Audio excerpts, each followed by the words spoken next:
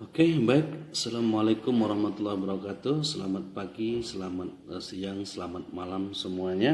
Oke, berjumpa lagi dengan saya, pecinta fisika. Hari ini kita akan membahas kelanjutan dari materi kita yang kemarin, kelas 11, tentang momen gaya, momen inersia. Nah, sekarang kita lanjut ke hubungan antara momen gaya dan momen inersia. Oke ya. Hubungan antara momen gaya dan momen inersia ini sebenarnya adalah, ya kan, kalau saya bilang namanya analog. Nah, analog antara gerak translasi dan gerak rotasi. Nah, saya mulai dari sininya aja. Nah, kenapa saya bilang analog? Karena sebenarnya memang ini hanya mengubah lambang aja, tapi fungsinya tetap sama. Seperti yang sudah saya bilang bahwa yang namanya momen gaya itu fungsinya sama dengan gaya. Kalau momen inersia itu sama dengan massa, sehingga nanti kita buat di sini. Kalau kita ingat pada gerak translasi, kita mengenal ada namanya hukum Newton. Hukum Newton apa rumusnya? Sigma F sama dengan M dikalikan dengan A. Dan kalau pada gerak rotasi, nah di sini nanti ya sama. Sigma F-nya diganti dengan sigma tau, torsi, gitu ya. Sama dengan massanya diganti dengan I dan A-nya diganti dengan alfa. Nah, inilah sebenarnya inti dari hubungan antara gerak translasi dan rotasi. Ini dalam aplikasi soal nanti tetap kita pakai dua-duanya, karena memang yang namanya gerak rotasi tidak bisa dipisahkan dengan hukum Newton ya. Ini nanti tolong diingat. Nah, mengenai kapan gaya positif harus tahu ya, masih ingat ya. Kalau dia searah dengan arah gerak benda itu berarti positif, kalau dia berlawanan dia negatif. Oke, saya nggak usah tuliskan, tapi yang tolong diingat di sini adalah hubungan antara alfa dengan percepatan linear A per R ya. Jadi alfa itu sama dengan A dibagi dengan R. Inilah nanti inti dari apa yang kita sebut sebagai hubungan tau atau momen gaya dan momen inersia. Jadi kalau kita lihat memang mirip dengan hukum Newton dan memang ya sama. Untuk I ingat, hafalkan minimal yang sering dipakai, yaitu silinder pejal, bola berongga, dan seterusnya. Paling tidak harus tahu, beda. Oke, biar lebih mantap kita coba lihat pembahasannya. Memang ini aplikasinya nanti ke soal. Yang paling penting gimana cara menyelesaikan soalnya ya. Baik, kita selesaikan soal. Salah satu contoh yang saya buat nih, ada sebuah katrol yang terdiri dari dikasih dua benda digantung, M1 dan M2, mungkin nampak mungkin ya. M1 3 kg dan M2 nya 6 kg, sedang massa katrolnya adalah 2 kg. Nah, dari soal ini yang ditanya itu nanti berapakah percepatan sistem. Ini yang kita mau cari nih, berapa A-nya. Nah, masa kalau misalnya nanti kalian ingat, ini sebenarnya gampang. Oke, sebelum kita bahas, kita coba lihat dulu. Kira-kira nih, kalau misalnya sebuah benda digantung, pasti terhadap pusat bumi kan dia punya gaya, namanya gaya gravitasi yang kita sebut gaya berat ya. Berarti nanti ini adalah M2G. Nah, yang ini nanti kita sebut M1G. Sebagai akibatnya nanti tali-talinya menjadi tegang di sini nanti. Jadi di sini ada T1 dan ini nanti ada T2 gitu. Oke. Nah, sebagai prinsip dasarnya ingat, kalau yang namanya gerak itu tergantung dengan mana yang besar, mana yang kecil. Jadi kalau kita lihat M2 kan lebih besar daripada M1, berarti otomatis nanti M2 ini akan turun, dan M1-nya akan naik. Nah, itu prinsip yang harus tidak boleh kita lewatkan ya. Nah, ini nanti kita pakai untuk menggunakan atau menerapkan hukum Newton. Jadi tetap nih kalau ditanya A, pertama langkahnya adalah kita gunakan persamaan gerak translasi. Ini yang pertama. Nah, untuk translasi kan sigma F sama dengan M kali A. Nah, ini nanti sigma F sama dengan M kali A. Kalau mau dipisah satu-satu boleh, tapi saya ambil total dua-duanya. Nah, ingat prinsipnya, siapa yang besar itu yang menang atau yang positif. Oke, yang searah dengan A positif, berarti kalau kita tengok gambarnya M2G itu positif karena dia searah ke bawah kan. Kemudian dikurang dengan M1G.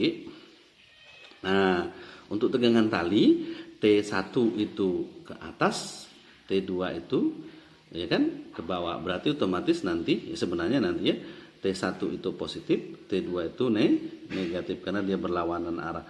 Maka nanti ini minus T2 ditambah T1 sama dengan M-nya dua-duanya. M1 tambah M2 dikalikan dengan percepatan A. Oke, nah ini coba kita masukkan nilainya. Maka nanti ini sama dengan 60 ya, M kali G, 6 kali 10 berarti 60 dikurang ini 3 kali 10 berarti 30. Oke. Kemudian nanti kita lihat sama-sama dikurang dengan ini boleh saya buat menjadi T1 T2 ya. T2 dikurang T1. Jadi maksud saya kurung di dalam gitu ya. Sama dengan ini berarti 6 tambah 3 berarti 9A. Nah, ini kita jadikan sebagai persamaan yang pertama. Oke. Nah, begitu prinsipnya ya.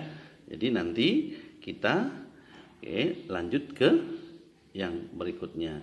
Kalau sudah masuk ke gerak translasi, masuklah kita ke gerak rotasinya. Nah, untuk gerak rotasinya nanti kita tinjau juga tuh. Oke, ini kan sudah sampai di persamaan 1, kita coba tinjau di translasinya. Oke, rotasinya, sorry ya. Untuk yang rotasi yang kita pakai adalah nanti sigma torsi sama dengan I kali alfa. Nah, ini nanti rumusnya. Oke. Nah, kita coba masukkan dari gambar nanti ya. Maka di sini kan nanti ada dua yang punya momen yaitu T2 sama T1 gitu ya. Dimana dua-duanya terhadap pusat itu jaraknya adalah R sesuai dengan jari-jari dari si katrolnya. Sehingga nanti kalau kita buat, ingat ya prinsipnya yang searah dengan putaran. Nah, maksudnya putaran apa? Putaran dari katrolnya nanti itu positif. Jadi yang menang nanti T2, berarti T2 gitu ya. Dikali dengan R, ingat ya, yang namanya momen itu perkalian antara gaya dengan lengannya. Berarti T kali R atau F kali R ya. Nah, T1 sama tuh kali dengan jari-jari juga. Sama dengan punya si inersianya si katrol kan berarti setengah MR kuadrat. Kenapa? Karena dia dianggap sebagai silinder pejal. Oke, R kuadrat. Dan alfanya kita ganti menjadi A per R. Berarti nanti ini A per R. Saya habiskan semuanya sebenarnya bisa nih ya. Oke, kalau kita lihat nanti di sini ini bisa saya coret-coret nanti. Ini R-nya sebelah kiri saya buang, maka tinggal 1 di sebelah atas dan nanti di bawah juga ada 1 sehingga nanti ini bisa saya coret juga ya.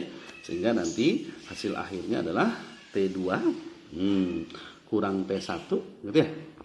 T2 kurang T1 sama dengan berapa? Setengah kali massa katrolnya kan tadi 2 kali dengan A. Berarti nanti 2 bagi 2 1 sehingga nanti T2 per T1 itu T2 kurang T1 bisa kita sebut sebagai A. Ini kita sebut sebagai persamaan yang kedua. Nah, itu nanti prinsipnya. Kalau sudah, nah disinilah kita eliminasi atau substitusi. Nah, kalau ini tepatnya kita substitusi. Yuk kita substitusikan. Siapa yang kita substitusi? Ya T2 kurang T1-nya ke persamaan 1. Berarti nanti hasilnya substitusi 2 ke 1. Nah, kita substitusikan, maka nanti akan ketemu. Yuk kita substitusikan yuk. Jadi sekarang kita ganti nih.